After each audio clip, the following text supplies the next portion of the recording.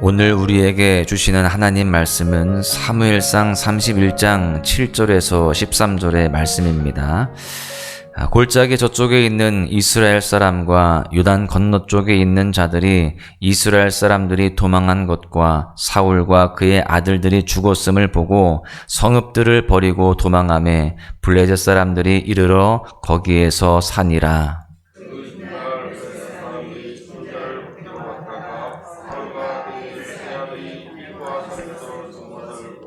사울의 머리를 베고 그의 갑옷을 벗기고 자기들의 신당과 백성에게 알리기 위하여 그것을 블레셋 사람들의 땅 사방에 보내고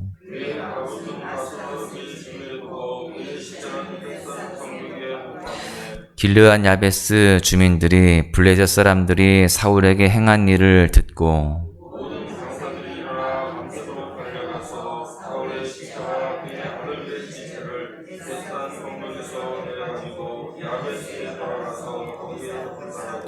그의 뼈를 가져다가 야베스의 셀나무 아래에 장사하고 7일 동안 금식하였더라. 아멘. 이 세상을 창조하신 분은 하나님이십니다. 그리고 능력의 하나님께서는 자신의 뜻을 따라 세상의 모든 피조물을 존재하게 하십니다. 그뿐만이 아니라 모든 사건에 친히 간섭하시며 만물을 그 정한 목적에 따라 운행을 하십니다. 이것을 우리는 하나님의 섭리라고 이야기를 합니다. 잠언 16장 33절의 말씀을 보십시오. 제비는 사람이 뽑으나 모든 일을 작정하기는 여호와께 있느니라. 이 세상과 우리의 삶이 우리 뜻대로 다 운영되는 것 같지만 그렇지 않다는 것입니다. 어느 것 하나 하나님께서 작정하지 않으시고 간섭하시지 않으시는 것이 없다라는 것이죠. 모든 것들이 하나님의 섭리 가운데 운영되고 있고 또 그 가운데에 하나님의 뜻이 이루어지고 있는 줄로 믿습니다. 오늘 본문인 사무엘상 31장의 마지막 단락은 죽음을 선택한 사울과 그 뒤에 이어지는 이야기가 상세히 기록되어지고 있습니다. 한때 존귀하게 여김받았던 왕의 시체가 훼손이 되고 욕보는 모습은 우리에게 안타까움을 자아내게 하는데요. 그런데 그 패배의 이면 속에 우리에게 교훈을 주시는 하나님의 섭리와 메시지가 숨어 있습니다. 이 시간 사울의 죽음 이후의 내용들을 살펴보면서 섭리하신 하나님에 대해서 함께 은혜를 나누고자 합니다. 오늘 말씀을 통해서 깨달을 수 있는 첫 번째 교훈은 하나님은 패배하지 않으신다라고 하는 사실입니다. 이미 다루었듯이 길보아에서 이스라엘과 블레셋과의 전쟁이 있었죠.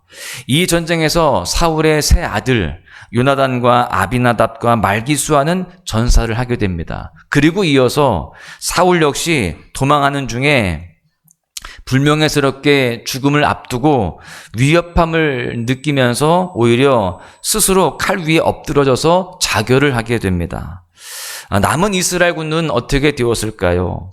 주변 성읍에 거하던 자들뿐만이 아니라 모든 군대는 자신들의 거처를 버리고 도망하기 시작했다라고 되어 있습니다. 하나님을 섬기는 선민으로서 축복의 대상이 되어도 모자란 이스라엘은 그렇게 패배하게 됩니다. 그리고 그 패전의 소식은 전 지역에 다 퍼지기 시작했어요. 오늘 본문 8절 상반절에는 이렇게 기록되어 있습니다. 그 이튿날 블레셋 사람들이 죽은 자를 벗기러 왔다가, 쉽게 표현하자면 사울이 죽은 다음 날 블레셋 군사들이 죽은 자의 갑옷, 또 의복, 식량, 무기, 소유물들을 탈취하러 왔다는 것입니다. 아마 패전의 흔적이 남은 곳을 순회했다면 거기서 당연히 죽은 사울 왕과 또 죽은 그 세 아들도 쉽게 발견할 수가 있었을 것입니다. 그 왕의 복장이 있고 왕관이 옆에 있었기 때문에 금방 알아보았을 거예요. 고대 근동 관습 가운데에 전쟁의 대승을 기념하기 위해서요, 적군의 수장의 머리를 베어서 또 높은 곳에 달아 자신들이 승리했다는 것에 대해서 더욱 확고히 하는 그런 관습이 있었다고 합니다. 구절을 보시면 블레셋도 사울의 머리를 베고 그의 갑옷을 벗겼다라고 되어 있습니다. 그리고 블레셋 땅 사방에 보냈다는 것입니다. 그리고 심지어 그들의 신당에도 보냈습니다. 하나님을 섬기는 전이 아니라 우상과 귀신을 섬기는 신당에 하나님을 섬기던 왕의 시체와 갑옷들이 보내진 것입니다. 여러분, 이렇게 행한 블레셋 사람들의 마음에는 어떤 의도가 있었을까요? 또한 하나님을 믿고 섬기는 이스라엘 백성들이 그 소식을 듣고 어떤 마음이 들었을까요? 블레셋 땅 사방을 순회한 그 사울의 갑옷은 최종적으로 아스타롯의 신전으로 보내졌다라고 되어 있습니다. 그리고 그의 머리 없는 시체는 벳산 성벽에 못 박혀 전시가 되게 됩니다. 아스타롯은 전쟁과 풍요의 신으로 알려져 있습니다.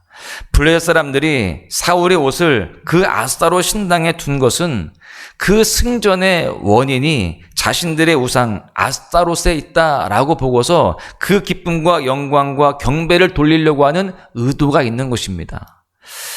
반대로 이스라엘이 경배하던 하나님은 패배했고 또 자신들이 지금 모시고 있는 그 신이 살아 역사했음을 그렇게 지금 생각하고 그 승리를 자축하고 있는 그런 모습이라고 볼 수 있습니다. 여러분, 그렇다면 정말로 하나님이 패배하신 것일까요? 그렇지 않습니다. 하나님은 섭리하시는 분인 줄로 믿습니다. 이 전쟁의 패배와 사울의 죽음은 그들을 향하신 살아계신 하나님의 심판이었음을 우리는 알 수 있습니다. 섭리하신 하나님께서는요, 오히려 수차례 블레셋을 무너뜨린 다윗을 그런 상황 가운데 온전히 세워가시는 그런 과정으로도 삼으시고 계시는 거예요. 지금 당장 블레셋이 이긴 것 같지만 또 아스타롯이 이긴 것 같지만 그 모든 과정 속에 하나님이 섭리하고 계시고 또 하나님의 뜻대로 이끌어가고 계시다라는 것입니다. 여러분, 하나님은 패배하지 않으십니다. 실패하지 않으세요. 살아계시며 살아계실 뿐만이 아니라 역사하십니다. 그리고 섭리하시는 줄로 믿습니다. 우리의 삶에도 지금 일순간 실패하는 것처럼 보이고 또 우리가 삶 속에서 고난을 당하는 가운데에 이것이 정말 하나님의 섭리일까라고 의심되는 부분들도 있겠지만 하나님은 살아 역사하시며 또 가장 좋은 것으로 이끄시는 분인 줄로 믿습니다. 그 사실을 분명히 믿고 우리가 오늘도 그 하나님을 신뢰하며 믿음으로 주님께 기도하고 주님만 바라보고 살아가는 삶이 되어야 할 줄로 믿습니다. 두 번째는요, 하나님의 손길은 선하시다라고 하는 것입니다. 하나님은 살아 역사하시며 섭리하실 뿐만이 아니라 그 하나님의 섭리는 늘 선하시다라는 것을 깨달을 수 있습니다. 과거 사울이 왕에 즉위하고 또 얼마 지나지 않았을 때 이런 일이 있었습니다. 사울의 귀에 길르앗 야베스가 암몬 족속에 의해서 침공을 받았다라고 하는 소식을 듣게 된 겁니다. 그 길르앗 야베스는 므낫세 반지파 사람들이 거하는 성읍이었어요.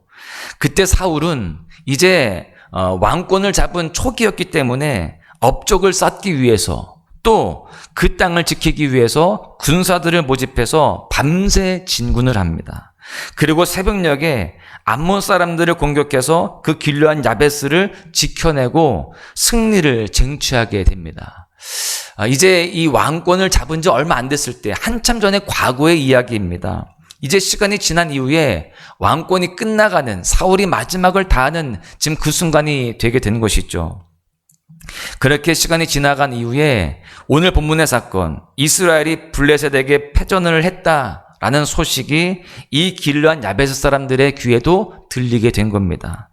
또한 과거에 자신을 구해줬던 그 사울 왕의 비참한 죽음의 소식도 듣게 되었을 겁니다. 그런데 이 길르앗 야베스 사람들은 그 소식을 듣고 나서 안타깝다 그렇게 생각만 한 것이 아니라 그 즉시 이 길르앗 야베스 사람들은요, 사울이 있는 벳산으로 밤새 달려갑니다.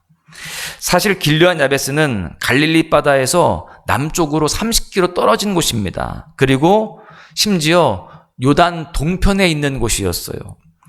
오늘날의 거리로 계산을 해본다면 지금 이 사울이 죽어있는 그 벳산까지의 거리가 21km나 떨어져 있습니다. 결코 가깝지 않은 거리죠. 물론 우리가 지금 자동차를 타고 가면 얼마 되지 않은 거리일 수 있지만 그 당시 이 교통이 좋지 않았던 그 시대 속에서는 가까운 거리가 아닙니다. 그런데 이 길르앗 야베스 사람들은 지난날 사울을 통해 받은 은혜에 보답하기 위해서라도 요단강을 건너고 수십 킬로를 달리는 거예요. 그리고 사울과 그의 아들들의 시체를 취하여서 장사를 지내주고요. 7일 동안 금식을 합니다. 여러분, 우리가 이 이야기를 보면서 묵상할 수 있는 것은 받은 은혜를 기억하는 길르앗 야베스 사람들의 모습입니다. 하나님을 떠나 처참하게 최후를 맞이한 그 사울이지만 그래도 그 마지막에 은혜를 기억한 자들을 통해서 잘 장사가 될 수가 있었습니다. 여러분, 이처럼 불순종으로 징계를 받은 사람에게도 하나님의 선하신 손길, 우리가 생각지도 못한 은혜를 베풀어 주시는 분이 바로 하나님이시다라는 것을 알 수 있습니다. 사랑하는 소망가족 여러분, 하나님은 우리의 생각보다 크시고 우리가 기대하는 것보다 훨씬 더 사랑과 긍휼이 많으신 분임을 우리는 잊지 말아야 됩니다. 그렇게 그 이면에서 선하신 손길로 일하시는 그 위대하신 하나님께 우리가 어떠한 상황에서도 우리의 삶을 다 맡겨드리고요, 하나님의 일하심을 기대하는 그런 삶을 살아가야 할 줄로 믿습니다. 결론의 말씀을 드립니다. 오늘 본문 말씀을 통해서 한때 왕이었으나 비참한 죽음과 실패를 맞이한 한 사람의 비극만을 묵상하는 것이 아니라 그 패배의 이면에 더 큰 목적과 계획을 가지고 선하게 일하시는 하나님을 바라볼 수 있어야 할 줄로 믿습니다. 이 시간 바라기는 불순종한 이스라엘과 사울에 대한 마지막 심판 이후에 새롭게 써내려가시는 하나님의 역사를 우리가 깊이 묵상할 수 있어야 할 줄로 믿습니다. 하나님은 자신의 백성이 회개하여서 다시 회복되기를 원하십니다. 스스로 승리했다라고 자만하는 블레셋도 마침내 하나님의 심판대에 오르게 될 것입니다. 그리고 최종적인 승리는 바로 하나님의 그 선하신 손길 가운데 있는 줄로 믿습니다. 바라기는 우리 모두가 뒤늦은 회개와 은혜를 구할 것이 아니라 하나님의 섭리를 바라보면서 때마다 또한 매 순간 말씀에 순종하고 믿음으로 승리를 쟁취하는 삶을 살아가야 할 줄로 믿습니다. 사랑하는 소망가족 여러분, 우리의 생각보다 크신 하나님, 이미 승리하셨고 앞으로도 승리하실 그 하나님의 역사하심에 동참하는 하나님의 온전한 백성들이 되어야 할 줄로 믿습니다. 오늘 하루도 그 하나님과 동행하며 내 삶의 이면에 놀랍게 일하시는 그 선하신 하나님을 기대하며 소망으로 살아가시기를 주님의 이름으로 간절히 축원합니다.